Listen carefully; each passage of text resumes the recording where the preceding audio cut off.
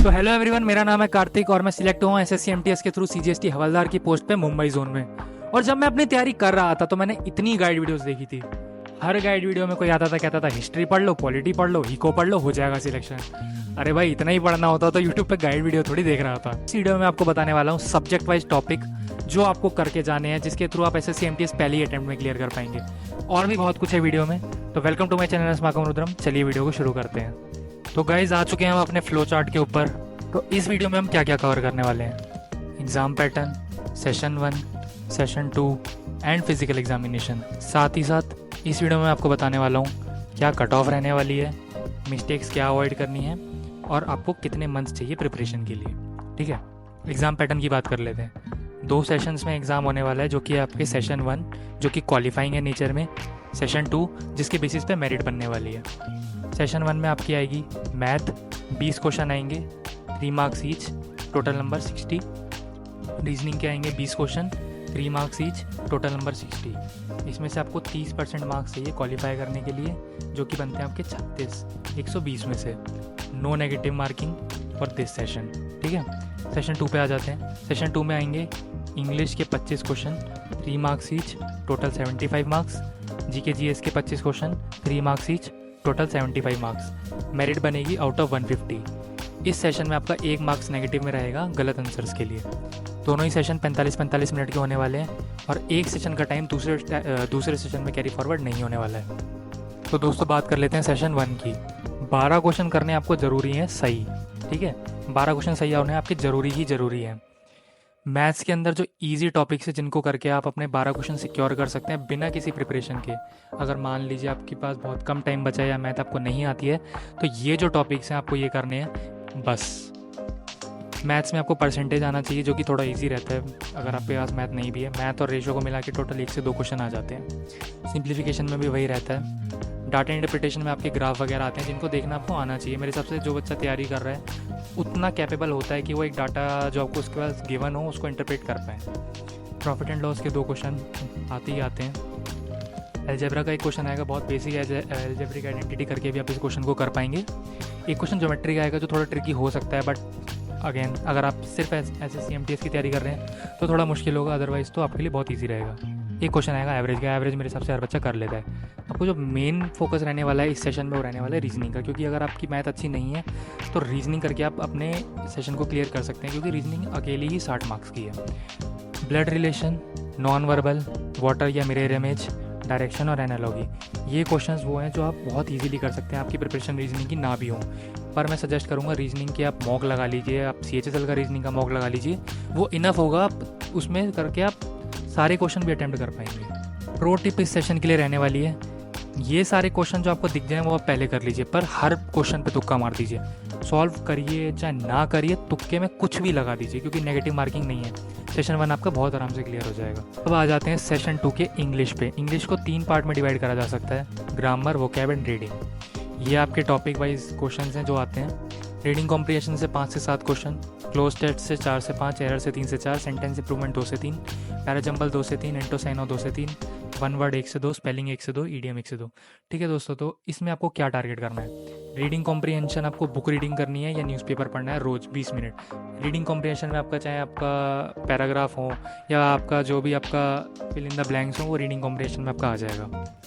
Vocab के आपको 10 से 15 नए वर्ड पढ़ने हैं और ईडीएम वगैरह पढ़ने हैं रोज़। ठीक है ना, इसके लिए मैं आपको सजेस्ट करूंगा कि आप रानी मैम का चैनल देख लीजिए। उनके चैनल पे 2 सीरीज़ मिल जाएंगी आपको, एक है 1000 वर्ड मैराथन और एक A to Z वोकैब। अगर आपके पास इनफ टाइम है तो आप ये दोनों सीरीज़ कर सकते हैं। ऑलमोस्ट सिमिलर ही, आप एक कोई भी टारगेट कर लीजिए, वो आपके लिए इनफ रहने वाली है। एरर, क्लोज टेस्ट, ये आप जितना ज़्यादा क्वेश्चंस लगाएंगे उतना ज़्यादा आपके क्लियर होते जाएंगे। सेंटेंस इंप्रूवमेंट के लिए आप रीडिंग कर सकते हैं, आपको एक इंट्यूशन हो जाएगा कि आपको सेंटेंस में क्या गलत है। पैराजंबल के लिए भी ऐसा रहता है कि अगर कोई इजी पैराजंबल आ गया तो आप कर लेंगे, डिफ़िकल्ट में थोड़ा आपको रूल्स की ज़्यादा ज़रूरत पड़ सकती है, पर हो जाता है। एंटोसाइनो थोड़ा किस्मत वाली बात होती है, आप चाहे 1000 एंटोसाइनो भी कर लें, हो सकता है अलग आ जाए, पर आपको इतना अंदाज़ा हो जाएगा कि क्या ये तो एक आंसर तो बिल्कुल हो ही नहीं सकता। बाकी बचे 2-3 क्वेश्चन में 2-3 जो ऑप्शन है उसमें से आप चूज़ कर सकते हैं कि इंट्यूशन के बेसिस पे। मोस्टली रिपीट होते हैं, अगर ना भी हो तो वो किसी के लिए नहीं होगा, जिसके बारे में हम एंड में बात करने वाले हैं। वन वर्ड आपको रानी मैम की सीरीज़ मिल जाएगी, उससे कर लीजिएगा। स्पेलिंग आपको आनी चाहिए। जब आप रीडिंग कर रहे हो या आप कुछ लिख रहे हो तो आपको स्पेलिंग पे गौर ज़्यादा करना है। मेरी स्पेलिंग बहुत ही बेकार है, मैं स्पेलिंग ठीक कर ही नहीं पाता हूँ, तो मेरे साथ ये प्रॉब्लम है। अगर आपके साथ भी है तो आप कमेंट में बता सकते हैं। ईडियम्स भी मेरे हिसाब से बहुत ईजी रहते हैं एमटीएस के उसमें। तो इंग्लिश में मेरे हिसाब से 71 नंबर बने थे, 75 में से बन जाते हैं मेरे में। इंग्लिश शायद ईजी थी थोड़ी। अब आ जाते हैं अपने ग्रामर पे। ग्रामर में रिकमेंड करूँगा मैं आपको रानी मैम या नीतू मैम। अमन वर्षित सर के बारे में मैंने बहुत ज़्यादा सुना है, पर मैंने कभी उनसे पढ़ा नहीं है, तो मैं बता नहीं सकता, बस मैंने सुना है। रिकमेंड करूँगा रानी मैम को, क्योंकि मैंने उनसे सबसे ज़्यादा तैयारी करी है। किस ऑर्डर में करना है? पहले नाउन, फिर verb, adjective, tense, article, preposition and then conjunction. ये प्रेफर्ड ऑर्डर रहेगा अगर आप इंग्लिश से बिल्कुल ही जुड़े ही नहीं हुए हैं, आप बिल्कुल नए तैयारी कर रहे हैं। ये मेरा प्रेफर्ड ऑर्डर है। Do as many question as possible. आपको तैयारी करने के बाद जितने ज़्यादा मॉक लगा सकते हैं उतने ज़्यादा मॉक लगाइए। रानी मैम की कोई सीरीज़ है मेरे हिसाब से जिसमें वो प्रीवियस ईयर क्वेश्चन करवा रही हैं या ऐसे ही ग्रामर के क्वेश्चन कराती हैं, वो भी कर सकते हैं। डू लर्न फ्रिक्स प्रीपोजिशन। जी, फ्रिक्स प्रीपोजिशन पढ़ना बहुत ही ज़्यादा ज़रूरी है। जैसे कि इंस्पाइट के साथ ऑफ आएगा या नहीं आएगा, डिस्पाइट के साथ ऑफ आएगा नहीं आएगा, ये सब चीज़ें आपको पता होनी चाहिए। इससे आपको इंग्लिश के पेपर में बहुत ज़्यादा हेल्प मिलेगी, ना केवल रीडिंग कॉम्प्रिहेंशन में, क्लोज टेस्ट में भी, एरर में भी, सेंटेंस इंप्रूवमेंट में भी। तो इसको बिल्कुल मत छोड़िएगा। तो अब बात करने वाले हैं मेरे चैनल की सबसे ज़्यादा रिक्वेस्टेड टॉपिक की, कि भैया जीके कैसे करें। तो ये टॉपिक जो मैंने आपको बता रखे हैं आज, आप इनका स्क्रीनशॉट ले लीजिए, और मैं आपको गारंटी के साथ कहता हूँ कि अगर आप इतना कर लेते हैं, आपका 70 to 80% क्वेश्चन पेपर बहुत आराम से हो जाएगा। क्या है इनके अंदर, चलिए देखते हैं। हिस्ट्री में 2 से 3 क्वेश्चन आते हैं। इंडस साइट्स, वैदिक पीरियड जिसमें आपका गुप्ता वगैरह आ गए। मुगल्स, ऑफ कोर्स पता ही होंगे आपको। दिल्ली सुल्तनत जिसके अंदर आपका गुलाम वंश आ गया या आपका लोधी वंश आ गया, खिलजी डायनेस्टी आ गई, वो सब पढ़ना है आपको। इनके मेजर रूलर जो रहे हैं वो पढ़ लीजिएगा। मेजर बैटल्स जैसे कि पानीपत की बैटल, तराइन की बैटल, हल्दी घाटी का युद्ध, जो भी हुए हैं मेजर बैटल्स हैं, आपको वो रटने लेनी है। ब्रिटिशर्स के बारे में पढ़ लेना है कि कब ब्रिटिशर्स आए, कौन सी पॉलिसीज़ आई, कौन से आपके विलियम बेंटिक वगैरह जो भी जब भी आए वो आपको पॉलिसीज़ वगैरह पढ़ लेनी है ब्रिटिशर्स के बारे में। रिवॉल्ट जो भी हुए इनके खिलाफ वो। इंडियन नेशनल कांग्रेस के जो सेशंस हुए उनके बारे में थोड़ा थोड़ा जान लीजिएगा। पहला सबसे ज़्यादा मेन है, और बाकी आपका जिसमें बंगाल विभाजन हुआ वो सब। भक्ति मूवमेंट्स आपकी रही हैं, जो कि आर्य समाज हो गया, ऐसे जो आपके भक्ति मूवमेंट्स रहे हैं उनके ऊपर आप एक बार ध्यान दे लीजिएगा।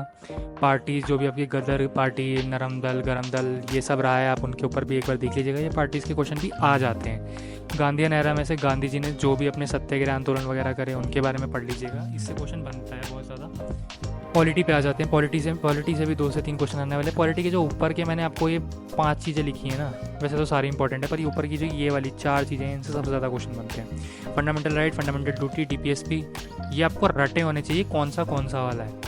बोरोड फीचर्स, इसमें आपका कहाँ से क्या लिया गया है आपके कॉन्स्टिट्यूशन के अंदर, वो आपको वीडियोज़ मिल जाएंगी, वो देख सकते हैं आप। आर्टिकल्स में आपको प्राइम मिनिस्टर से रिलेटेड, प्रेसिडेंट से रिलेटेड, वाइस प्रेसिडेंट से रिलेटेड, और chief minister, governor, Lok Sabha, Rajya Sabha, इनसे रिलेटेड आपको पता होने चाहिए आर्टिकल्स कौन कौन से हैं। उसके अलावा सुप्रीम कोर्ट के भी आर्टिकल और हाई कोर्ट के आर्टिकल आ जाते हैं, आप ऊपर से बस देख लीजिएगा, डीप में मत जाइएगा। ये देख लीजिएगा कि सुप्रीम कोर्ट का आर्टिकल कौन सा है, हाई कोर्ट का कौन सा है, फिर उनसे रिलेटेड कोई बात आती है तो उसके आसपास ही रहता है सब कुछ। अमेंडमेंट जो भी मेजर अमेंडमेंट हुई हैं, जैसे फंडामेंटल ड्यूटीज़ ऐड करी गई थी, उसके अलावा इलेक्शन कमीशन, इससे क्वेश्चन आ जाता है। ज्योग्राफी पे आ जाते हैं। ज्योग्राफी मेरी खुद की थोड़ी वीक रही है।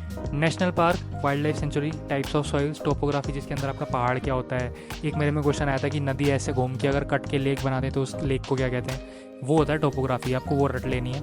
Atmosphere, solar system of course आपको पता होगा क्या होता है। एग्रीकल्चर, कौन सा फूड कहाँ पे ज़्यादा उगाया जाता है, कौन से देश में उगाया जाता है और भारत के कौन से राज्य में उगाया जाता है। सिमिलरली मिनरल, कौन सा मिनरल किस देश में ज़्यादा मिलता है, भारत के किस राज्य में ज़्यादा मिलता है। अलग अलग जगह के ग्रासलैंड को क्या कहते हैं। वर्ल्ड मैप और इंडिया का मैप को पता होना चाहिए, जिसके अंदर आपका ये इंक्लूड हो गया कितने ओशन है, कितनी कंट्रीज़ हैं या कितने आपके कॉन्टिनेंट हैं। इसके अलावा इंडिया की बाउंड्री किस किस से लगती है, किस किस की बाउंड्री को क्या क्या कहते हैं, ये सब पहाड़ों से रिलेटेड आता है, पर मैं अवॉइड करूँगा, वो चीज़ आप ना पढ़ें तो ज़्यादा बेटर रहेगा। लेक्स, ऑफ कोर्स आपको लेक पता होनी चाहिए कि साफ़ पानी की सबसे बड़ी लेक कौन सी है, या चिल्का लेक किस लिए फेमस है, ये सब आपको पता होना चाहिए लेक्स के बारे में। उसके अलावा जो भी वॉल्केनो में से आपका एक्टिव वॉल्केनो वगैरह हो गया, या इंडिया में कौन सा एक्टिव वॉल्केनो है, वो आपको पता होना चाहिए। इसके अलावा मैं सजेस्ट करूँगा जियोग्राफी के लिए ना रैंडम फैक्ट याद कर लो। कोई भी आप बुक उठाओ या PYQ उठाओ, रैंडम फैक्ट जितने भी दिखे सब रट मारो, क्योंकि ये रैंडम ही पूछते हैं, सब कुछ भी पूछ लेते हैं। तो ये टॉपिक आपको कवर करने हैं। उसके अलावा आप जियोग्राफी के लिए जितने भी रैंडम आप फैक्ट रट पाओ वो रट लीजिएगा। इको थोड़ा कम आता है, इको में से 1 से 2 क्वेश्चन आता है, और इकोलॉजी मेरे लिए थोड़ा ज़्यादा इजी था, मैं कॉमर्स बैकग्राउंड से हूँ। तो आप ये देख लीजिएगा, 5 ईयर प्लान्स सबसे ज़्यादा important, national income second most important, demand पता होना चाहिए, आरबीआई का आपको बताना चाहिए कब फॉर्म हुआ, या उसके अंदर गवर्नर जो उसका प्रेसिडेंट होता है, चेयरमैन होता है, वो कौन है। आरबीआई की आपको पता होना चाहिए कि क्या करता है, मॉनेटरी कंट्रोल पॉलिसीज़ क्या हैं, सीआरआर क्या होता है, और उसके अलावा किस तरीके से गोल्ड रिजर्व रेशो डिटरमाइन किया जाता है, इंटरेस्ट क्या होता है, ये सब पता होना चाहिए। बैंकिंग में आपको पता होना चाहिए बैंकिंग अर्न कैसे करता है, बैंकिंग का काम क्या है। उसके अलावा इन्फ्लेशन के बारे में आपको पता होना चाहिए, कितने तरीके की इन्फ्लेशन होती है। एलपीजी पॉलिसीज़ जो आई थी उनके बारे में आपको पता होना चाहिए। स्पेशल इकोनॉमिक जोन जो बनाए गए हैं, ये पता होना चाहिए आपको होता क्या है। इसमें आपको ये नहीं देखना कि कौन कौन से स्पेशल इकोनॉमिक जोन्स हैं। जीएसटी या टैक्सेस को आप कह सकते हैं, जीएसटी में आपको काउंसिल के बारे में पता होना चाहिए, जीएसटी का आपको आर्टिकल ज़रूर पता होना चाहिए, ठीक है ना। उसके अलावा टैक्सेस के बारे में, डायरेक्ट टैक्सेस कौन कौन से होते हैं, इनडायरेक्ट कौन से होते हैं, ये पता होना चाहिए। बजट में आपका आ जाएगा फिस्कल डेफिसिट क्या होता है, टाइप्स ऑफ बजट क्या होता है, जो भी आपके अंदर बजट में आ जाएगा आप एक बार उसको देख लीजिएगा। सेक्टर्स ऑफ इकोनॉमी क्या होते हैं, primary sector, secondary sector, tertiary sector, किसके अंदर क्या आता है, भारत के लिए सबसे ज़्यादा कहाँ से जनरेट होती है इनकम, सबसे ज़्यादा एम्प्लॉयमेंट कहाँ से जनरेट होता है, डिस्गाइज्ड एम्प्लॉयमेंट क्या होता है, ये सब आपको पता होना चाहिए। इसके अलावा एक दादा भाई नौरोजी की बुक के बारे में भी एक क्वेश्चन आता है, आप वो देख लीजिएगा, वो बजट चैप्टर में आपका इंक्लूड होगा। जनरल साइंस पे आ जाते हैं। मेरी साइंस थोड़ी सी ऐसी रही है क्योंकि मैं कॉमर्स बैकग्राउंड से हूँ, तो ह्यूमन बॉडी के बारे में आपको जो भी बेसिक आपके जो भी आपके फंक्शंस होते हैं ऑर्गन्स के, जैसे लीवर का क्या फंक्शन होता है, स्टमक के बारे में, digestive system, respiratory system, reproduction system, ये सिस्टम्स का आपके बारे में आपको थोड़ा थोड़ा पता होना चाहिए। सेल से बहुत क्वेश्चंस बनते हैं, सेल के बारे में आपको अच्छे से पता होना चाहिए। Largest cell, smallest cell, cell organelle, किस ऑर्गेनल का क्या काम होता है, ये पता होना चाहिए। किसने डिस्कवरी करी, साइंटिस्ट के नाम थोड़े ज़्यादा आते हैं बायोलॉजी, केमिस्ट्री, फिजिक्स से। न्यूट्रिशन पता होना चाहिए आपको, एनिमल प्लांट किंगडम पता होना चाहिए। थोड़ा टफ रहता है, पर ये रहता है कि अगर इससे क्वेश्चन आएगा तो आप गारंटीड कर लेंगे अगर आपने पढ़ा होगा। एनवायरनमेंट एंड इकोलॉजी, विटामिन आपको पता होने चाहिए, और आपको ब्लड के बारे में थोड़ा बहुत पता होना चाहिए। केमिस्ट्री पे आ जाते हैं, तो आपको आपके मैटर्स के बारे में पता होना चाहिए, स्टेट ऑफ मैटर क्या होता है, कैसे चेंज होते हैं, कॉलोइडल सॉल्यूशन क्या होता है, ये सब। एटम्स में आपको एटम्स की कंस्ट्रक्शन पता होनी चाहिए, किसने क्या थ्योरी दी है वो पता होना चाहिए। प्रोडक्ट टेबल आपको थोड़ी थोड़ी पता होनी चाहिए, एटलीस्ट स्टार्टिंग के 20 एलिमेंट्स आपको पता होने चाहिए। उसके अलावा क्या ट्रेंड रहता है, कब से कब रेडियस बढ़ता है, कब से कब रेडियस घटता है, ये सब आपको दिख जाएगा वीडियो में, आप आराम से देख लीजिएगा। एसिड बेसिस के बारे में आपको थोड़ा बहुत पता होना चाहिए। कार्बन एंड कंपाउंड पता होना चाहिए, कौन से कार्बन के एलोट्रॉप्स होते हैं, किस तरीके से कार्बन जुड़ता है, उसकी नेमिंग कैसे करते हैं। बेसिक केमिस्ट्री आती है, मोस्टली आपको डीप में नहीं पूछा जाएगा आपसे, बिल्कुल ही आपको एल्बर्ट आइंस्टाइन नहीं बना दिया जाएगा, हालांकि वो फिजिक्स का था फिर भी। बेसिक केमिस्ट्री आपकी सराउंडिंग से पूछा जाएगा। फिजिक्स में आपको पावर पढ़ना है, एनर्जी पढ़ना है, इलेक्ट्रिसिटी के बारे में पढ़ना है, लॉज ऑफ मोशन पढ़ना है, बेसिक कैलकुलेशन भी आ जाती है, वो भी पढ़ लीजिएगा। मैग्नेट के बारे में थोड़ा बहुत पढ़ लीजिएगा। लाइट के अंदर आपको सारे फिनोमिनन पता होना चाहिए, डिस्पर्जन पता होना चाहिए, reflection, refraction, total internal reflection, और जैसे आपका रेनबो क्यों बनता है, ये सब फिनोमेना आपको पता होने चाहिए। साउंड वेव्स के बारे में आपको थोड़ा बहुत पता होना चाहिए। इसके अलावा एसआई यूनिट्स आपको याद होनी चाहिए, किस चीज़ की क्या एसआई यूनिट है, इससे क्वेश्चन बहुत ही ज़्यादा आता है, तो इसको आप ज़रूर से ज़रूर कर लीजिएगा। उसके अलावा थोड़ी बहुत कैलकुलेशन क्वेश्चन आ जाते हैं कि एक्सेलरेशन के एक आध कोई क्वेश्चन आ जाते हैं कभी कभार, थोड़ा बहुत कैलकुलेशन आपको आनी चाहिए, वो आपको आ जाएगी अगर आपको कॉन्सेप्ट आता होगा। स्टैटिक जीके पे आ जाते हैं। स्टैटिक जीके का सिलेबस बहुत ही ज़्यादा है, तो ये टॉपिक जो मैंने आपको बताया आपको 100% कवर नहीं करेंगे, पर मेनली अगर आप ये सब पढ़ लेते हैं तो इसके साथ ये टॉपिक आपको बहुत ज़्यादा अश्योरेंस दे देंगे कि आप मोस्ट क्वेश्चंस को कर पाएँ। बाकी अगर एसएससी अपनी पे आ जाए तो भाई कोई कुछ नहीं कर सकता। क्लासिकल और फोक डांस आपको पता होने चाहिए, घराना पता होने चाहिए, म्यूजिकल इंस्ट्रूमेंट्स और उनके जो मेजर प्लेयर्स हैं वो पता होने चाहिए। गेम्स के आपको रूल पता होने चाहिए, जैसे कि एलबीडब्ल्यू किस में होता है, या आपका स्क्वॉश के रिलेटेड जो भी रूल्स होते हैं, जो कबड्डी से रिलेटेड ऐसे जो भी मेजर गेम्स हैं इनके रूल्स पता होने चाहिए। आईपीएल से क्वेश्चन आ जाता है, कबड्डी लीग से क्वेश्चन आ जाता है, ये सब क्वेश्चन मोस्टली मैं आपको करंट अफेयर में इंक्लूडेड मानूंगा, पर स्टैटिक का भी पार्ट अभी से कह सकते हैं। भारत रत्न आपको पता होना चाहिए, रिसेंट कौन से दिए गए हैं, और भी अवार्ड्स होते हैं पर मैं सजेस्ट नहीं करूँगा आप वो पढ़ें क्योंकि वो बहुत ज़्यादा लेंदी हो जाएगा।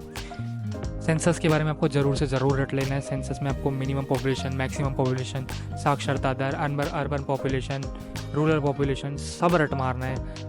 सेक्सुअल रेशो जो भी है सेंसस में अंदर आपको बिल्कुल कसर नहीं छोड़नी है। सेंसस से क्वेश्चन आएगा, टिक होना चाहिए, आपको वो छोड़ना बिल्कुल भी नहीं है।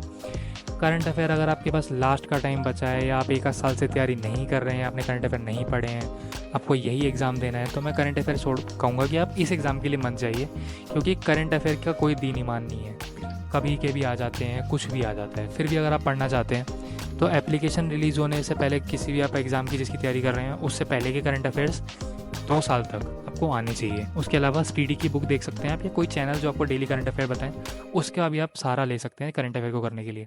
तो ये थी आपकी पूरी सेशन 2 की गाइड। उसके अलावा जितने ज़्यादा आप मॉक देंगे, जितने ज़्यादा प्रीवियस ईयर क्वेश्चन करेंगे, आपको खुद पता चल जाएगा कि कौन सी इन्फॉर्मेशन को आपको ज़्यादा रिटेन करना है। तो mock is the key in this situation also. Application के टाइम पे हवलदार की पोस्ट भी भरी है तो आपके लिए एक अलग से कट ऑफ आएगी पहले, जिसके अंदर आपको फिजिकल के लिए बुलाया जाएगा। इस फिजिकल एग्जामिनेशन के अंदर लड़कों और लड़कियों से डिफरेंट क्वालिटीज डिमांड करी गई। लड़कों के लिए 15 से मिनट के अंदर आपको 1600 मीटर चलना होता है और वहीं लड़कियों के लिए आपको 1 किलोमीटर चलना होता है 20 मिनट में।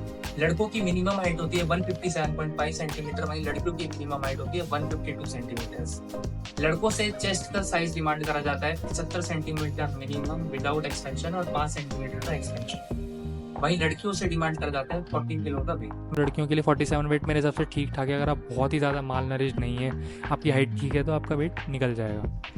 उसके अलावा आपको डेली वॉकिंग करनी है। तो दोस्तों जो कुछ प्रो टिप्स हैं वो है कि आपको पैनिक नहीं करना है, नॉर्मलाइजेशन आपको बचा लेगी। अगर आपका पेपर आपको टफ लग रहा है तो बहुत ज़्यादा चांसेस है कि ओवरऑल वो पेपर ही टफ आए हो।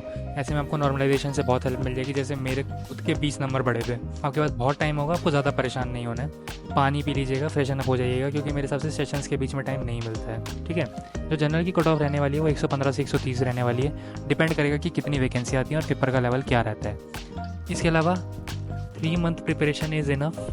अगर मैं आपको जिस तरीके से मैं बता रहा हूँ आप उस तरीके से प्रिपेयर करते हैं। अगर आपको डीप में पढ़ना है तो साल भर की प्रिपरेशन बहुत रहेगी। इसके अलावा अगर आप जानना चाहते हैं कौन सी वो मिस्टेक्स है जिनको आपको अवॉइड करना ही करना है, तो आप मेरे चैनल पे वीडियो देख सकते हैं, मैंने लिंक डिस्क्रिप्शन में दे दिया है। अगर आपको कोई और डाउट है तो आप कमेंट सेक्शन में पूछ सकते हैं। Like this video, subscribe to my channel. Thank you for watching.